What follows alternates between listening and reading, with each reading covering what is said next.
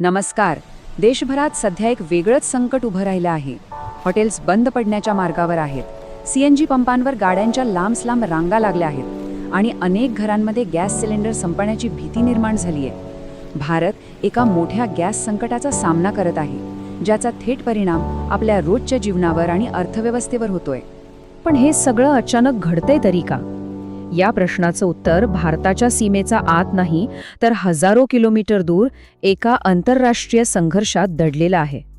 चला तर मग या संकटाच्या मुळाशी जाऊया आणि हे संपूर्ण प्रकरण नक्की काय आहे ते समजून घेऊया. ही समस्या फक्त कुठल्या एका शहरापुरती मर्यादित नाहीये. बंगळुरूमध्ये हॉटेल्स बंद पडायच्या मार्गावर आहेत, कोलकात्यामध्ये सीएनजी पंपांवर लांब रांगा लागल्यात, तर हैदराबादमध्ये व्यावसायिक बुकिंगच थांबवण्यात आलंय. म्हणजे या संकटाचा फटका देशभरातल्या जवळपास सगळ्याच मोठ्या शहरांना बसतोय. हे संकट पूर्णपणे समजून घेण्यासाठी आपण आधी पाहू की जमिनीवर नक्की काय परिणाम होत आहेत. त्यानंतर याच्या जागतिक कारणांचा शोध घेऊ, होर्मुझच्या सामुद्रधुनीचं महत्त्व समजून घेऊ, भारताने यावर काय पावलं उचलली आहेत ते पाहू आणि सगळ्यात शेवटी ही परिस्थिती पुन्हा सामान्य कधी होईल यावर एक नजर टाकू. चला तर मग सुरुवात करूया प्रत्यक्ष संकटापासून. या गॅस तुटवड्याचा फटका व्यवसायांना आणि सामान्य माणसाला नेमका कसा बसतोय? जरा विचार करा. बंगळूरमधल्या हॉटेल मालकांना अचानक कळतं की गॅस पुरवठा बंद झालाय आणि त्यांच्यावर हॉटेल बंद ठेवण्याची वेळ आली आहे. पंजाबमध्ये तर ऐन लग्नसराईच्या काळातच व्यावसायिक सिलेंडरचा पुरवठा थांबला. याचा थेट फटका केटरर्स आणि लहान रेस्टॉरंट्सना बसला, कारण त्यांचा तर अख्खा व्यवसायच या गॅसवर चालतो. मग ह्या सगळ्या स्थानिक समस्येचं मूळ नेमकं आहे कुठे? याचं उत्तर आहे आंतरराष्ट्रीय राजकारणात. चला पाहूया इतक्या दूरच्या संघर्षाचा फटका भारताला कसा बसतोय. या गॅस संकटामागे दोन मोठी आंतरराष्ट्रीय कारणं आहेत. पहिलं म्हणजे अमेरिका आणि इराण यांच्यातला तणाव, ज्यामुळे हॉर्मुझच्या सामुद्रधुनीतून होणारी वाहतूक धोक्यात आली आहे. आणि दुसरं कारण म्हणजे इराणने भारताचा प्रमुख गॅस पुरवठादार देश कतारवर केलेले हल्ले. आता हा आकडा बघा, 40%. हा खूप महत्त्वाचा आकडा आहे. भारत जेवढा द्रवरूप नैसर्गिक वायू म्हणजे LNG बाहेरून मागवतो, त्यापैकी तब्बल 40% हा एकट्या कतारमधून येतो. याचा सरळ अर्थ काय होतो? तर कतारमध्ये जर काही झालं तर त्याचा थेट परिणाम आपल्या ऊर्जा पुरवठ्यावर होतो. हा चार्ट बघा. यावरून आपलं कतारवरचं अवलंबित्व किती आहे हे अगदी स्पष्ट दिसतंय. जेव्हा इराणने हल्ला केला तेव्हा कतारला त्यांच्या LNG प्लांटमधलं उत्पादन थांबवावं लागलं. याचा परिणाम म्हणून भारताकडे येणारा गॅसचा प्रवाह अचानक कमी झाला आणि हे संकट आणखी गडद झालं. हे सगळं संकट समजून घेण्यासाठी आपल्याला एका खूप महत्त्वाच्या भौगोलिक जागेबद्दल माहिती करून घ्यावी लागेल, आणि ती जागा म्हणजे हॉर्मुझची सामुद्रधुनी. सोप्या भाषेत सांगायचं तर हॉर्मुझची सामुद्रधुनी ही जागतिक ऊर्जा वाहतुकीची एक मुख्य नस आहे. हा एक अरुंद सागरी मार्ग आहे जिथून जगातला खूप मोठा तेल आणि वायू व्यापार चालतो. त्यामुळेच या भागात होणारी कोणतीही छोटीशी हालचालसुद्धा जागतिक राजकारणात मोठी खळबळ माजवू शकते. आकडे बघितले की या मार्गाचं महत्त्व आपल्या लगेच लक्षात येईल.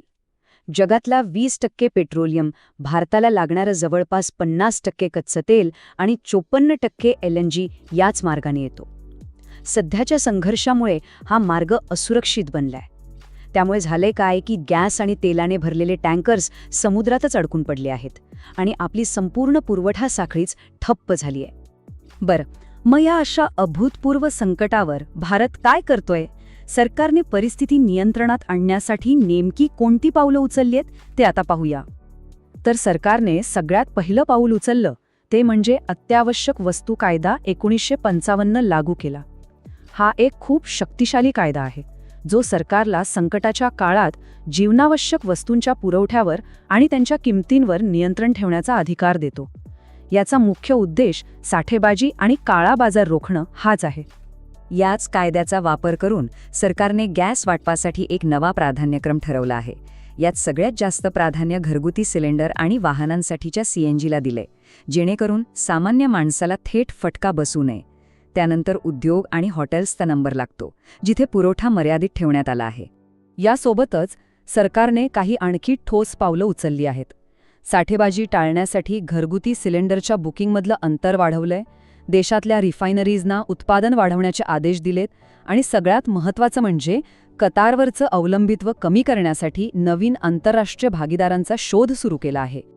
आता सगळ्यांच्या मनात एकच प्रश्न आहे, ही परिस्थिती नेमकी कधी सुधारणार आणि दिलासा कधी मिळणार? इंडियन ऑइलच्या अधिकाऱ्यांनी लोकांना दिलासा देण्याचा प्रयत्न केलाय. त्यांनी आवाहन केलंय की घाबरून पॅनिक बुकिंग करू नका, सरकार पर्यायी पुरवठादारांशी बोलणी करत आहे. इतकंच नाही तर आंतरराष्ट्रीय स्तरावर G7 देशांशी त्यांच्या आपत्कालीन तेल साठ्यातून मदत मिळवण्याबाबतही चर्चा सुरू आहे.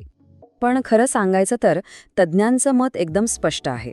या समस्येवरचा खरा उपाय देशांतर्गत नाही तर तो आंतरराष्ट्रीय आहे. जोपर्यंत मध्य पूर्वेतील तणाव कमी होत नाही आणि होर्मुझच्या सामुद्रधुनीतून जहाजांची वाहतूक पुन्हा सुरक्षितपणे सुरू होत नाही, तोपर्यंत ही अनिश्चितता कायम राहणार आहे. तर या सगळ्या प्रकरणातून एक गोष्ट अगदी स्पष्ट झाली आहे.